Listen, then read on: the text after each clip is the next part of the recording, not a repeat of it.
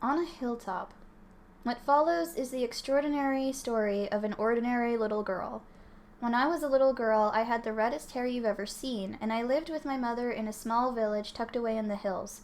I was never any good at magic, but I loved gardening, and I could grow all sorts of flowers and medicinal herbs.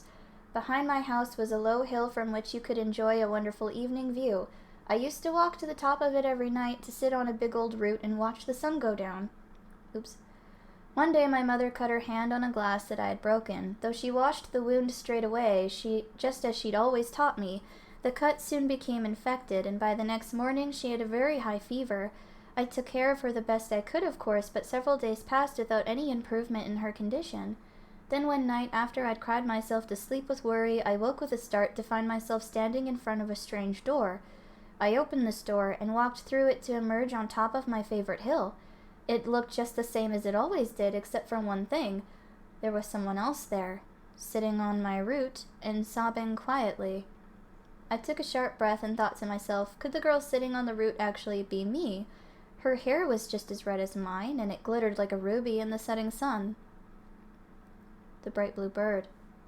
I was feeling quite sad myself, but the girl sitting on the root seemed absolutely inconsolable.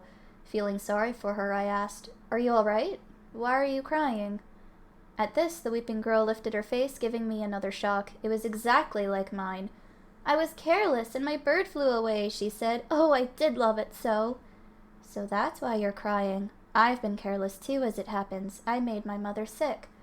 I thought for a moment, then asked, "What kind of bird was it?"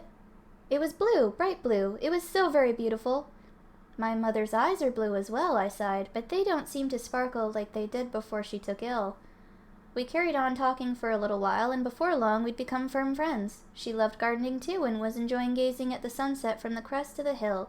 It seemed we had absolutely everything in common. Eventually I said, "Here, take this. It's a flower I grew. It's called a warm welcome, and birds love it. Perhaps it might make your blue bird come back." I had already put some of these flowers at my mother's bedside to try and make her feel better, as well as some in her hair.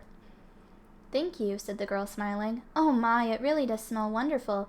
Hey, would you like to come to my house?" I nodded, and off we went, down the hill together and into the girl's house. She placed the flower I'd given her next to the window. Before long we heard a sound.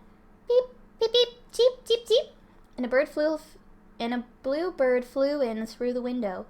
"Chee-chee!" shouted the girl, recognizing her missing pet. The bird had flown straight for the vase that held the flower. It seemed a little unsteady, as though one of its wings was injured, but I couldn't help feeling happy that the warm welcome I'd given the girl had made her bird come back. Waking from the dream. All of a sudden, I was in front of the strange door again. I walked through it and found myself lying in bed once more. It was just a dream, I sighed. Then I threw off the sheets and went to my mother's bedroom. Much to my surprise, though, I found that she wasn't there. That's when I heard a sound coming from the kitchen and ran downstairs. "Mother!" I cried. "Good morning," she replied cheerily.